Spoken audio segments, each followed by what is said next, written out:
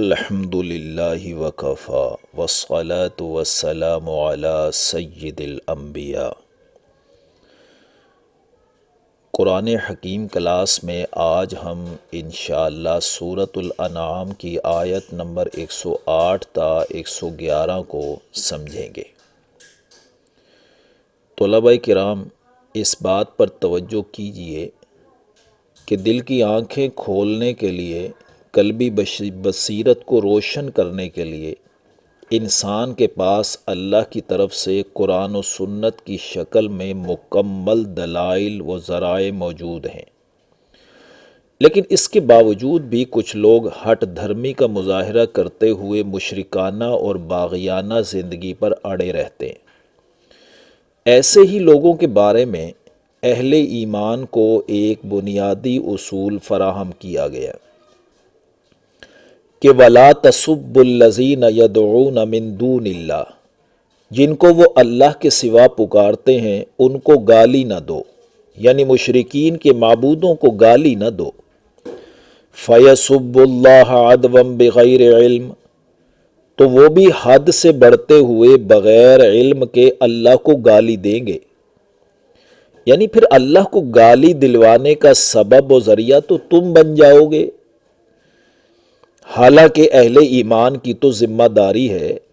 کہ انتہائی خوبصورت انداز میں درست بات کو لوگوں تک پہنچا دیں۔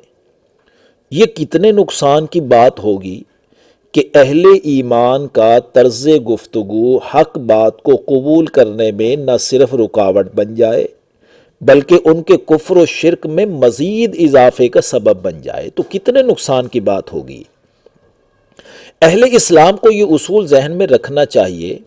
کہ جو کام خود کرنا جائز نہیں، اس ناجائز کام کا سبب اور ذریعہ بننا بھی جائز نہیں ہے۔ اس اصول کو گزشتہ نشست میں میں نے 3 زاویوں سے سمجھا دیا تھا۔ آگے فرمایا كَذَلِكَ زَيَّنَّا لِكُلِّ أُمَّةٍ عَمَلَهُمْ، اسی طرح ہم نے مزین کر دیے ہر امت کے لیے ان کے اعمال۔ ان مشرکوں کے دلوں میں بھی شرک مزین کر دیا گیا ہے، پسندیدہ بن گیا ہے۔ اسی طرح ہر گروہ کے لوگ اپنے اعمال کو پسندیدہ سمجھتے رہے ہیں۔ تو سوچئے نا ذرا کہ مشرکین اللہ کے سوا جن کو پوجتے ہیں ان کے بارے میں وہ کچھ جذبات تو رکھتے ہوں گے نا، پسندیدہ جو بن گیا عمل۔ اگر تم ان کو گالی دو گے تو وہ اشتعال میں آ جائیں گے، لہٰذا ان کے معبودوں کو گالی تو نہ دو، لیکن اس کے علاوہ ان کو سمجھانے کا ہر طریقہ اختیار کر لو، کوئی حرج نہیں۔ دیکھیے اللہ تعالیٰ نے اس جملے میں یہ بات جو ارشاد فرمائی ہے کہ ہم نے مزین کر دیے، پسندیدہ بنا دیے ہر گروہ کے لیے ان کے اعمال، اس بات کو ذرا دوسرے رخ سے بھی سمجھ لیجئے کہ انسان جس چیز کو بھی اختیار کرتا ہے، وہ خیر ہو یا شر ہو، ایمان ہو یا کفر ہو، فرما برداری ہو یا نافرمانی ہو، انسان کے لیے اس کا عمل بہرحال پسندیدہ اور محبوب بن جاتا ہے۔ در حقیقت یہ انسان کی عادت ہے کہ وہ اپنے عمل کو اچھا ہی سمجھتا ہے۔ انسان جس چیز کو بھی اختیار کرے اور اس کو پسندیدہ سمجھے، اس کو دنیا میں تو فوراً اس کا بدلہ نہیں دیا جاتا، کیونکہ یہاں اس کی آزمائش مقصود ہے۔ چونکہ آزمائش مقصود ہے، انسان کا امتحان لیا جا رہا ہے، تو اس لیے انسان کو دنیا میں اس بات کی آزادی حاصل ہے کہ وہ خیر و شر میں سے جس کو چاہے اختیار کر لے، پسندیدہ بنا لے۔ لیکن اللہ تعالیٰ خود اس بات کو پسند کرتے ہیں کہ انسان ایمان و خیر اور فرما برداری کو اختیار کرے، جس کی وضاحت اللہ نے سورہ زمر کی آیت نمبر 7 میں فرمائی ہے کہ وَلَا يَرْضَى لِعِبَادِهِ الْكُفْرَ وَإِن تَشْكُرُوا يَرْضَهُ لَكُمْ، یعنی اللہ اپنے بندوں کے لیے کفر پسند نہیں کرتا، لیکن اس بات کو پسند کرتا ہے کہ بندے اس کا شکر کرے، اور یہ بھی بندوں کے فائدے کے لیے پسند کرتا ہے، کیونکہ اس کے نتائج بندوں ہی کے لیے مفید ہیں، دنیا میں بھی آخرت میں بھی۔ لیکن یہاں تو آزادی حاصل ہے، اس میں تو کوئی شک نہیں ہے، لیکن اس کے نتائج تو نکلیں گے نا، اس کے لیے آخرت کا دن مقرر ہے۔ اس لیے آگے فرما رہے ہیں کہ ثم الی ربہم مرجعہم فینبئہم بما کانوا یعملون، پھر اپنے رب ہی کی طرف ان سب کا لوٹنا ہے، پھر وہ ان کو بتا دے گا اس بارے میں جو کچھ وہ کرتے رہے تھے۔ آگے فرمائے وَأَقْسَمُوا بِاللَّهِ جَهْدَ أَيْمَانِهِمْ، اور اپنی قسموں کو پختہ کرتے ہوئے انہوں نے اللہ کی قسم کھائی، لَإِن جَاءَتْهُمْ آیَةٌ لَيُؤْمِنُنَّ بِهَا، کہ اگر ان کے پاس کوئی نشانی آئی تو وہ اس پر ضرور ایمان لائیں گے۔ یہ انہوں نے حق کا انکار کرنے کا نیا انداز اختیار کیا کہ آپ ہماری مرضی کی نشانی معجزہ دکھا دیں تو ہم آپ پر ایمان لے آئیں گے۔ منہ مانگے معجزات کے جو چند مطالبات ہیں سورہ بنی اسرائیل کی آیت نمبر 90 تا 93 میں مذکور ہے، وہاں دیکھ لیے جائیں۔ حالانکہ حضور صلی اللہ علیہ وسلم کی نبوت اور رسالت پر تو بہت سے دلائل اور معجزات پیش کیے جا چکے تھے، ان کو درست بھی ثابت کیا جا چکا تھا، لیکن اس کے باوجود مزید معجزات کا مطالبہ کر دینا اس بات کو ظاہر کر رہا ہے کہ وہ انکار کرنے کا فیصلہ کر چکے۔ آیت کے اگلے حصے میں اس مطالبے کا پہلا جواب تو یہ دیا کہ قُلْ إِنَّمَا الْآيَاتُ عِندَ اللَّهِ، اے نبی صلی اللہ علیہ وسلم آپ کہہ دیجئے کہ نشانیاں تو اللہ کے پاس ہیں، یعنی معجزات اور نشانیاں دکھانا اللہ ہی کے اختیار میں، لہٰذا اسی نے فیصلہ کرنا ہے معجزات دکھانے کا یا نہ دکھانے کا۔ اور دوسرا جواب آیت کے اگلے حصے میں یہ دیا کہ وَمَا يُشْعِرُكُمْ أَنَّهَا إِذَا جَاءَتْ لَا يُؤْمِنُونَ، اے مسلمانوں، اے مومنوں، تمہیں کیا معلوم کہ جب وہ نشانی آ جائے تب بھی یہ ایمان نہیں لائیں گے؟ یعنی ان کی مرضی کا معجزہ نہ دکھانا بھی ان کفار و مشرکین کے فائدے کے لیے، کیونکہ یہ بات یقینی نہیں ہے کہ نشانی دیکھنے کے بعد بھی ایمان لے آئیں گے۔ البتہ یہ نتیجہ تو یقینی ہوگا نا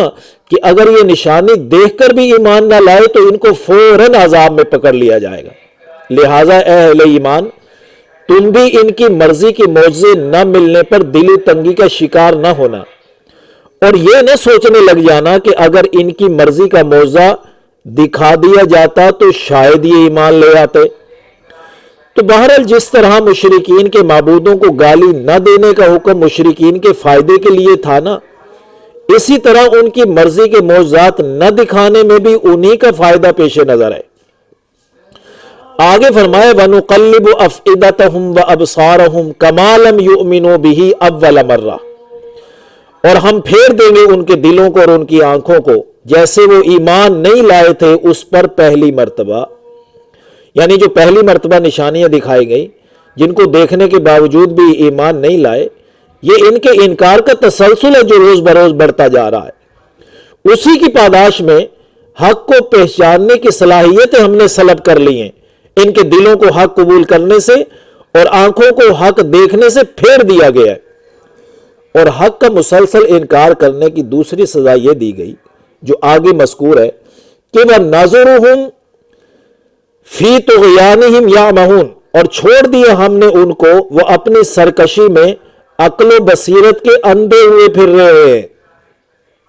یعنی وہ سرکشی اور بغاوت کی زندگی جو گزار رہے ہیں اللہ ان کو چھوڑ رہا ہے، پکڑ نہیں رہا ہے عذاب میں، اور وہ ہیں کہ عقل و بصیرت کے اندھے پن کی وجہ سے سمجھتے ہیں کہ ہم جو کچھ کر رہے ہیں درست کر رہے ہیں۔ اس آیت نمبر 110 پر الحمدللہ 7واں پارہ مکمل ہوا۔ اگلی آیت میں جہاں سے 8ویں پارے کا آغاز ہو رہا ہے، اس آیت کے عنوان کی تمہید یہ ہے کہ اللہ بھی جانتے ہیں اور یہ خود بھی اپنے ارادے سے واقف ہیں کہ مرضی کے معجزے کا جو مطالبہ ہے وہ صرف ایک شرارت ہے، ایمان لانے کا بالکل بھی ارادہ نہیں ہے۔ لہٰذا ان کی مرضی سے بڑھ کے بھی اگر معجزات دکھا دیے جائے نا، یہ تب بھی ایمان نہیں لائیں گے۔ اسی بات کو اللہ اگلی آیت میں بیان کر رہے ہیں کہ وَلَوْ أَنَّنَا نَزَّلْنَا إِلَيْهِمُ الْمَلَائِكَةَ، اور اگر ہم ان پر فرشتے بھی اتار دیں، وہ اپنی آنکھوں سے دیکھ لیں فرشتوں کو، وَكَلَّمَهُمُ الْمَوْتَى، اور مردے ان سے کلام کریں، وہ کلام کر کے ان کو مرنے کے بعد کے حالات بتا دیں، وَحَشَرْنَا عَلَيْهِمْ كُلَّ شَيْءٍ قُبُلًا، اور ہر شے کو بھی ان کے روبرو لا کر جمع کر دیں، یعنی ہر وہ شے جن کی خبریں اللہ کا نبی اور اس کی کتاب دے رہی ہے سب کا ان کو مشاہدہ کروا دیں۔ ما کانوا لیؤمنوا، تب بھی وہ ایمان نہیں لاتے، الا ان یشاء اللہ، مگر یہ کہ اللہ ہی چاہے تو یہ ایک الگ بات ہے۔ وَلَٰكِنَّ أَكْثَرَهُمْ يَجْهَلُونَ، اور لیکن ان کی اکثریت جہالت کا مظاہرہ کرتے ہیں۔ تو آج کی نشست میں اسی پر اکتفا کریں گے۔ جزاکم اللہ خیرا کثیرا، والسلام علیکم ورحمۃ اللہ وبرکاتہ۔